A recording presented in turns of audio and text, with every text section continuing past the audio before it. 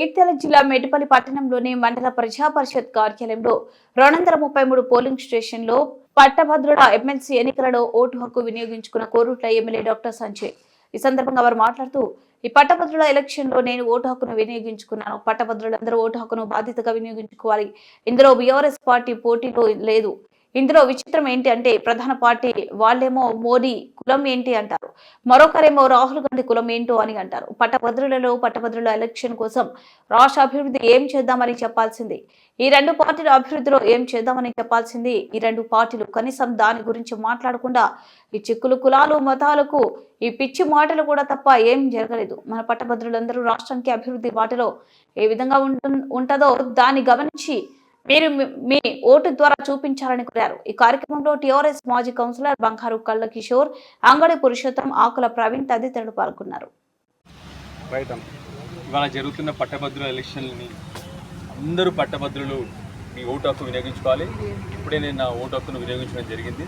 దయచేసి అందరం కూడా బాధ్యతగా వచ్చి మన ఓటు హక్కు వినియోగించుకోవాలని చెప్పి కోరుతూ, అట్లానే చాలామంది నన్ను అడగడం జరుగుతూ ఉంది, బీఆర్ఎస్ పార్టీ మరియు ఈ ఎలక్షన్లో లేదు కదా అని. ఎస్, బీఆర్ఎస్ పార్టీ లేదు. నిజానికి చెప్పాలంటే ఏ పార్టీ సింబల్ కూడా ఉండదు ఈ ఎలక్షన్లో. ఒకటే విచిత్రం ఏంటంటే, పట్టభద్రుల ఎలక్షన్లో నేను ఈ మధ్య ఎలక్షన్ క్యాంపెయిన్ సరళి చూడటం జరిగింది. ఒక ప్రధాన పార్టీ వాళ్ళేమో మోడీ గారి కులం ఏందని అడిగింది, ఇంకొకరేమో రాహుల్ గాంధీ గారి కులం ఏందని అడిగింది. బాధాకరం ఏంటంటే, పట్టభద్రుల ఎలక్షన్, పట్టభద్రుల కోసం ఏం చేస్తాము, ఈ రాష్ట్ర అభివృద్ధికి ఏం చేస్తాము, ఈ రాష్ట్ర అభ్యున్నతికి ఏం చేస్తాము అని చెప్పాల్సిన రెండు ప్రధాన పార్టీలు కనీసం దాని గురించి మాట్లాడకుండా కులాలు మతాలు ఈ చిచ్చులు పిచ్చి మాటలు వెకిలి చేసలు తప్ప ఏమీ జరగలేదు.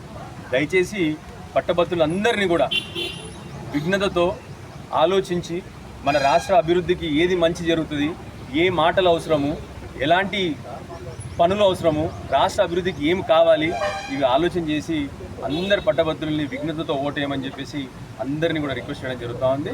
అందరూ కూడా మళ్ళొకసారి దయచేసి మీ ఓటు హక్కును వినియోగించుకోండి. లేకపోతే పట్టభద్రులు వినియోగించుకోకపోతే ఓటు హక్కుని భవిష్యత్తులో మన రాష్ట్రానికి అది మంచిది కాదు. సో దయచేసి అందరు పట్టభద్రులు కూడా మీరు వచ్చి మీ ఓటు హక్కును వినియోగించుకొని విఘ్నతతో ఓటేయండి. మన రాష్ట్రం అభివృద్ధికి, రాష్ట్ర అభ్యున్నతికి, ప్రజలకు మంచి చేసే వాళ్ళని చూసి ఓటేయమని చెప్పి అందరు కోరుతాం. జై తెలంగాణ. సార్ ఒక్క